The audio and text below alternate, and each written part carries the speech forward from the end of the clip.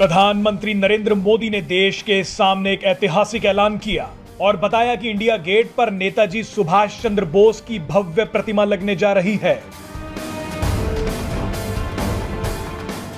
इस फैसले से नेताजी सुभाष चंद्र बोस को वो सम्मान मिला जिसके वो हकदार थे। पीएम मोदी ने लगभग एक साल पहले यह इशारा किया था कि इतिहास में नेताजी के साथ जो नाइंसाफी हुई है उसे सुधारा जाएगा। उस समय पीएम मोदी ने नेताजी को आजाद हिंद फौज की प्रथम सरकार का प्रथम प्रधानमंत्री कहकर संबोधित किया था। यह अपने आप में एक बहुत बड़ी बात थी। बहरहाल आज हम आपको एक और ऐसी मांग के बारे में बताएंगे जिसकी चर्चा कई सालों से चल रही है। ये मांग है कि देश के नोटों पर नेताजी सुभाष चंद्र बोस की तस्वीर छपे। ये मामला कोर्ट तक पहुंच चुका है। आपको याद दिला दें कि कुछ दिन पहले नेताजी सुभाष चंद्र बोस के परपोते चंद्र कुमार बोस ने पीएम मोदी को एक पत्र लिखकर मांग की थी कि नोटों पर नेताजी की फोटो छपे। लेकिन क्या आप जानते हैं कि नेताजी की तस्वीर नोटों पर छप चुकी है?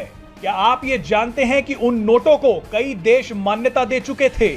और क्या आप ये जानते हैं कि वो कौन सा बैंक था जहां नेताजी की तस्वीर वाले नोट छपते थे? साल 1943 में नेताजी सुभाष चंद्र बोस ने सिंगापुर में भारत की अस्थायी सरकार की स्थापना की थी। सिंगापुर उस वक्त जापान के नियंत्रण में था। नेताजी की इस सरकार को आजाद हिंद सरकार कहा जाता था। इस सरकार के पास अपनी फौज से लेकर बैंक तक की व्यवस्था थी। नेताजी ही इस सरकार के राष्ट्रपति, प्रधानमंत्री, विदेश मंत्री और रक्षा मंत्री थे।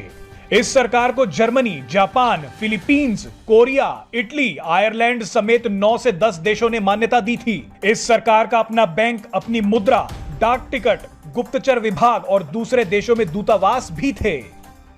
आपको बता दें, नेताजी ने देश को आजाद कराने के लिए जो जंग शुरू की थी उसके लिए उन्हें काफी समर्थन भी मिला। लोगों ने खूब आगे बढ़कर उन्हें चंदा दिया। इन्हीं पैसों को संभालने के लिए एक बैंक बनाया गया। उस बैंक का नाम था आजाद हिंद बैंक। इस बैंक की स्थापना रंगून में हुई। रंगून बर्मा की राजधानी थी।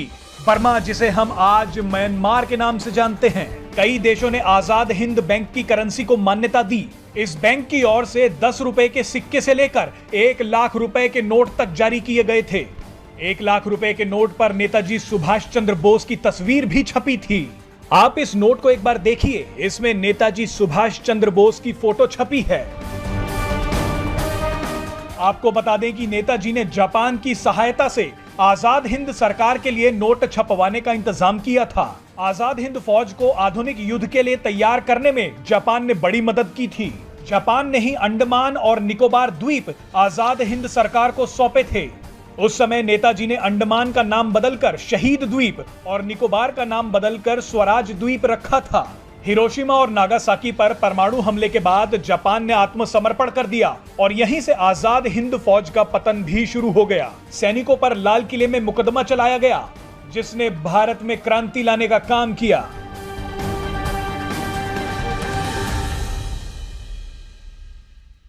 Presenting B News app available on Google Play and App Store. Download it now.